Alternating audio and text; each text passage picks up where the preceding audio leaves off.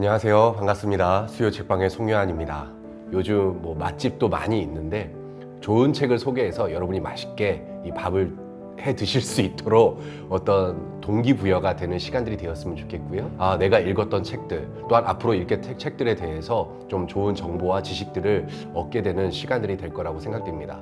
그래서 이 수요 책방 시간을 적극적으로 활용해 주시고 짧은 시간이지만 정말 유익한 은혜, 풍성한 은혜를 함께 누리셨으면 좋겠습니다. 자, 오늘 여러분과 함께 나눌 책은 믿음에 대해서 다루는 책입니다. 여러분 많이 보신 분들도 있으실 거예요. 이 책의 제목을 들으시거나 또 이 책을 많이 읽어보신 분들이 있으실 겁니다. 이 책은 바로 당신의 인생을 재창조하라입니다. 당신의 인생을 재창조하라. 크리스 오야킬로메 목사님이 책을 쓰셨고요. 그리고 믿음의 말씀사에서 출판을 했는데 굉장히 얇은 책입니다.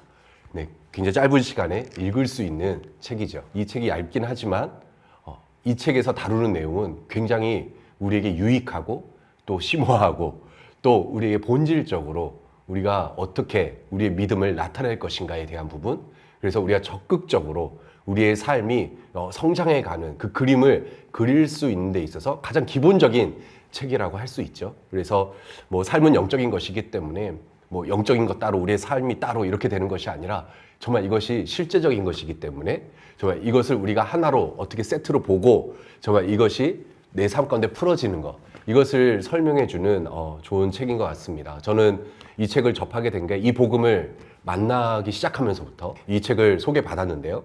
이 책을 소개받았을 때 제목부터 당신의 인생을 재창조하라. 어떤 부담감이 느껴졌습니다. 내가 뭔가 해야 될 일이 있구나 라는 생각이 들면서 굉장히 부담부터 들었던 것 같아요. 인생을 재창조 어떻게 해야 되지? 그런 부담. 그런데 이 책을 읽으면 읽을수록 이것이 어떤 우리에게 부담이 아니라 이것이 우리에게 주어진 특권이구나. 내가 가지고 있는 능력이 바로 이런 것이었구나. 이것은 먼 미래나 앞으로 천국 가서 해야 되는 것이 아니라 바로 우리 삶에서 누릴 수 있는 것, 굉장히 실제적인 것이 바로 이 책 안에 담겨져 있다는 것을 저는 보게 되었습니다. 우리가 그냥 단순히 읽고 끝나는 책이 아니라 이것은 우리가 누리는 것이다. 이 책을 먹고 이것을 실제적인 삶에서 누리는 것이다. 그래서 이 책을 꼭 우리 성도님들에게 다시 한번 추천을 해드리고 싶었습니다. 총 4장으로 구성되어 있어요. 제1장 당신의 인생을 재창조하라, 제2장 당신의 창조적 능력, 그리고 제3장 말씀으로 창조하기, 제4장 창조적인 인간의 영의 기도, 총 4장으로 되어 있는데 똑같이 다 창조에 대해서 다루고 있어요. 네, 우리가 하나님이 어떤 분이신지를 알면 우리가 또 어떤 존재인지를 우리가 알 수 있죠. 하나님은 온 땅을 창조하셨습니다. 이 세계를 창조하셨어요. 하나님의 성품을 닮은 하나님의 형상으로 태어난 우리는 또한 하나님의 성품과 그 하나님의 사역을 동일하게 할 수 있다는 것이죠. 이것은 우리가 이미 갖고 있는 것이다. 이미 우리 안에 있는 것들을 인사이드 아웃, 그것을 끄집어내는 데 있어서 이 책은 꼭 읽어야 될 책이 아닌가라는 생각이 듭니다. 자, 그렇다면 지금부터 한 장 한 장씩 좀 우리가 함께 살펴보도록 하겠습니다. 네, 먼저 1장, 당신의 인생을 재창조하라. 1장, 당신의 인생을 재창조하라. 우리가 재창조한다는 것이 어디에서부터 시작되는 것일까에 대해서 다루고 있습니다. 인간은 영적인 존재입니다. 영적인 존재라는 의미는 하나님을 닮았다라는 것이죠. 하나님의 하신 일을 우리가 할 수 있다는 것입니다. 우리의 인생은 하나님께서 계획하신 것이고, 그리고 우리는 그것을 계속해서 만들어가는 과정 중에 있다는 것이죠. 자, 우리가 인생을 재창조한다는 것이 무엇인지 지금 1장의 첫 문장에서는 이렇게 말하고 있습니다. 자, 보십시오. 당신의 인생을 재창조한다는 것은 당신의 삶 속의 환경을 바꾸는 것을 의미합니다. 환경을 바꾸는 것이다. 당신의 주변 상황을 보고 그 상황을 당신 자신에 맞게 바꾸는 것이다. 삶의 전환이 있다는 거예요. 여러분 가운데 삶의 변화가 필요하신 분이 계십니까? 이 책을 꼭 보십시오. 어떻게 바꿀 수 있을까? 무엇으로 바꿀 수 있을까? 자, 이것을 탁월하게 말씀으로 지금 보여주고 있다는 것이죠. 자, 우리에게는 능력이 있다라고 말씀하고 있어요.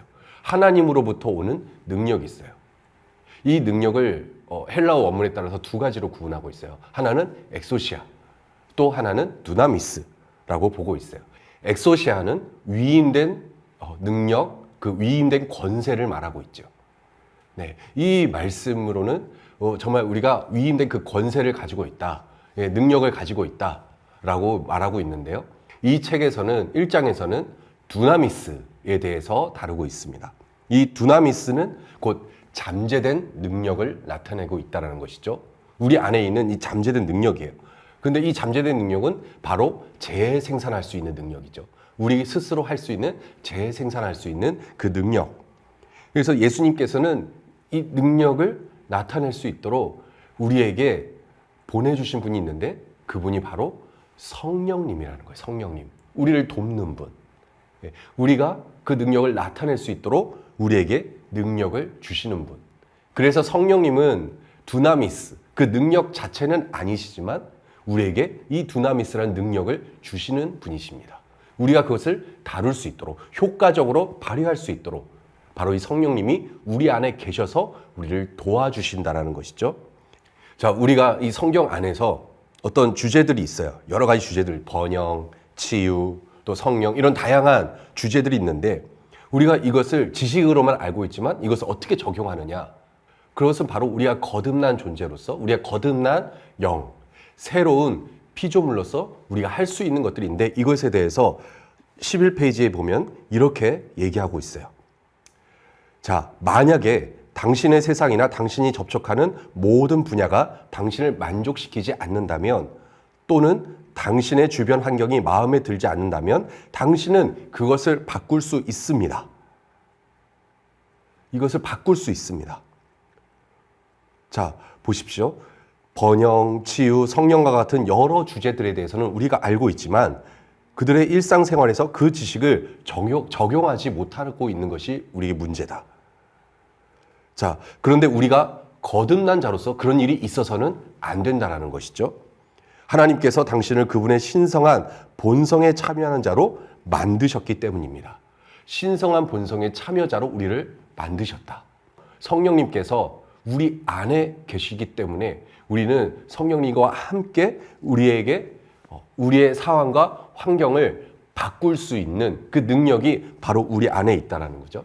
자, 이렇게 얘기하고 있어요. 성령님께서는 언제 오셨습니까? 오순절 날에 오셨다라는 거죠. 네, 12쪽에 이렇게 나와 있어요. 12쪽에 보면 성령님께서는 오순절 날에 오셨습니다. 사도행전 2장 1절부터 4절이죠. 우리가 이 땅에 머무는 동안에는 절대로 천국으로 돌아가지 않으십니다. 성령님은 멀리 계신 분이 아니라는 거죠. 요한복음 14장 16절에 그가 너희와 함께 영원히 거하신다라고 말씀하셨어요. 그래서 이 그가 바로 위로자이신 성령님이라는 거죠. 그래서 우리가 무엇을 근거해서 창조를 할 것인가? 무엇을 근거해서 우리 인생을 재창조할 수 있을까? 바로 성령님께서 13페이지입니다. 13페이지에 성령님께서 이 세상을 창조하는 데 필요한 능력의 공급자이십니다. 세상을 창조하실 때 성령님께서 그곳에 계셨습니다. 그런데 우리가 성령을 받았을 때 우리는 변화를 일으킬 수 있는 능동적인 능력을 받았다라는 거죠. 근데 우리 안에 성령이 계신다면 우리 안에 이 능동적인 능력, 상황을 바꿀 수 있고 환경을 변화시킬 수 있는 이 능동적인 능력이 우리 안에 있다라는 거죠. 그래서 이 1장에 결론적으로 이렇게 말씀하고 있어요. 굉장히 중요합니다. 여기엔 별표가 있어야 될 것 같아요. 13페이지에 이런 문장이 있습니다. 우리 인생에 대한 선택권이 우리에게 있다는 것을 아는 것은 너무도 중요합니다. 우리 인생에 대한 선택권이 우리에게 있다는 거예요. 당신은 더 이상 현재의 상태에 머무를 필요가 없습니다. 수동적으로 앉아서 그냥 가만히 감나무에서 감이 떨어지길 기다리는 것이 아니라 우리는 변화시킬 수 있다는 거죠. 우리는 선택할 수 있어요. 우리에게 선택권은 두 가지뿐입니다. 우리가 우리의 세상과 삶을 바꾸든지 아니면 우리 세상이 나를 바꾸든지 둘 중에 하나라는 거죠. 여러분 선택하셔야 하는 것이죠. 우리는 선택할 수 있습니다. 왜요? 우리는 영이기 때문입니다. 우리는 하나님을 닮은 영이기 때문에 우리는 선택할 수 있죠.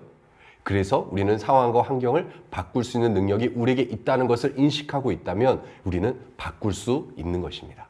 이것을 1장에서는 강조하고 있다는 것이죠. 자, 2장에서도 첫 문장이 굉장히 중요한 내용이 나오고 있어요. 하나님께서는 당신 안에 그분의 창조적 능력을 넣으셨습니다. 당신의 상상력이 바로 당신의 창조적 능력입니다. 무엇이 창조적 능력이라고요? 당신의 상상력이죠. 그래서 하나님께서 만드신 모든 피조물 중에 오직 사람만이 창조적인 능력을 가지고 있어요. 하나님의 본성에 참여한 자로서, 하나님의 그 신성한 성품을 가진 자로서 우리 안에 있는 것이 무엇일까요? 창조적 능력이라는 거예요. 이 능력. 자, 아까 1장에서 다뤘죠. 이 두나미스, 우리 안에 잠재된 것들. 성령님이 우리 안에 계셔서 우리를 도와주시는 분인데 그것은 바로 우리의 능력을 발휘할 수 있도록, 그것을 나타낼 수 있도록 우리의 상황을 바꿀 수 있는 그 능력이 바로 우리 안에 있다라는 것이죠. 그런데 이것이 어떻게 처음에 나타나느냐, 1단계가 뭐냐면 첫 번째 단계, 우리가 밟아야 될 첫 번째 단계가 바로 상상력입니다. 상상력. 이 단어를 기억하시길 바랍니다. 그래서 이것을 동일하게 어떤 원리에 따라서 우리가 적용을 해볼 수 있는데 말씀의 원리를 따라서 우리가 적용해 볼 수 있어요. 이 책에서는 바로 이 말씀을 다루면서 얘기하고 있는데 하나님께서도 상상력을 발휘하셨다는 거예요. 하나님도 상상하셨습니다. 자, 창세기 1장 2절에 나옵니다. 땅은 형체가 없고 공허하고 어두움이 깊음의 표면에 있으며 하나님의 영은 물들의 표면에 거니시더라. 거니시더라라는 이 단어가 중요하다는 거죠. 이 거니시더라라는 단어는 바로 품다라는 뜻을 가지고 있어요. 품다. 그래서 하나님은 무언가를 품고 계셨다는 거예요. 하나님은 이 세상이 그 혼란스럽고 아직 땅에 형체가 없는 그 상황 속에서 하나님은 아름다운 것을 품고 계셨다는 거예요. 그래서 이 땅이 아름다워지기를, 이 땅에 빛이 있기를 갈망하셨어요. 어둠 가운데 빛이 있기를 하나님은 갈망하셨어요. 그래서 그분의 갈망이 잉태했을 때 하나님은 말씀으로 그것을 불러내셨다라는 거죠. 그것이 바로 긍정적인 갈망이라는 것입니다. 하나님께서 이 땅이 어떤 모습이기를 원하시는지에 대한 생각을 온전히 잉태하셨을 때 그 다음에 그분은 말씀하셨고 말씀하신 그대로 존재하게 되었다라는 거예요. 이 과정을 여러분 잘 보셔야 됩니다. 하나님 먼저 무엇을 하셨는지 보십시오. 먼저 품으셨습니다. 그것을 생각하셨어요. 그리고 그것을 잉태하실 때 그분이 말씀으로 존재하도록 불러내셨다라는 것이죠. 자, 이런 하나님께서 세상을 창조하실 때 이런 원리대로 창조하신 것처럼 또한 동일하게 믿음의 사람 아브라함도 동일하게 하나님의 말씀대로 살 수 있었어요. 자, 하나님께서는 아브라함을 축복하고 싶으셨어요. 그런데 그러기 위해서 필요한 조건이 있었습니다. 그것이 바로 아브라함의 상상력이었어요. 아브라함의 상상력. 하나님은 아브라함의 상상력을 동원하신 겁니다. 아브라함이 하늘에 떠 있는 별들을 보면서 그의 자손의 얼굴을 상상하기 시작했다는 거죠. 아, 나의 자손이 저렇게 많아지겠구나. 자손의 얼굴을 상상하기 시작할 때 하나님이 아브라함을 그렇게 축복하실 수 있었습니다. 그래서 아브라함은 하나님의 생각을 붙잡았다라고 말하고 있어요. 하나님의 생각을 붙잡은 겁니다. 아브라함이 상상했다라는 의미는 하나님의 아이디어를 붙잡았다라는 거예요. 그래서 그는 하나님께서 보여주신 그 별들을 얼굴로 보고 그리고 그의 상상력을 동원해서 하나님을 믿기 시작합니다. 그것이 나타날 수밖에 없다. 왜? 하나님이 말씀하셨고 또 하나님이 그것을 주시겠다고 약속하셨다는 것, 이것에 대해서 아브라함은 그 약속하신 것을 상상하기 시작했어요. 그래서 아브라함은 그 이름마저도 바뀌기 시작한 거죠. 아브람에서, 그냥 고귀한 아버지에서, 존귀한 아버지에서 아브라함으로, 만민의 아버지로, 모든 민족의 아버지로 불리기 시작하는 것이죠. 자, 이런 동일한 원리가 아브라함에게 뿐만 아니라 신약에서도 나타납니다. 신약에 보면 우리 22쪽에, 우리 책 22쪽에 혈루병 앓는 여인에 대해서 나오고 있어요. 마가복음 5장 25절부터 34절의 말씀을 가지고 이 책은 설명을 하고 있습니다. 12년 동안 혈루병을 앓았는데 그 의사들이 고치지 못했어요. 그런데 이 여인은 갈망했어요. 예수님을 만나서 그분의 옷자락에 손을 대기만 해도 내가 치유될 것이다. 내가 낫게 될 것이다. 그 낫게 된 그 이미지를 그는 상상했다라는 거예요. 만약에 내가 그분의 옷자락만 만질 수 있다면 나는 온전해질 거야. 그녀는 치유되기를 갈망하면서 자신이 온전해지는 그림을 머릿속에 그렸습니다. 이 갈망은 그녀 안에서 태어나 계속해서 자라났습니다. 그녀의 상상력으로 그녀는 머릿속에 자신에 관한 새로운 그림을 창조하였습니다. 새로운 그림. 지금 내 상태가 아니라, 지금 병을 앓고 있는 내 상태가 아니라 병에서 완전히 해방된, 병에서 자유롭게 되고 나은 자신의 모습을 상상하기 시작했다는 거죠. 하나님의 말씀은 매번 효력이 있습니다.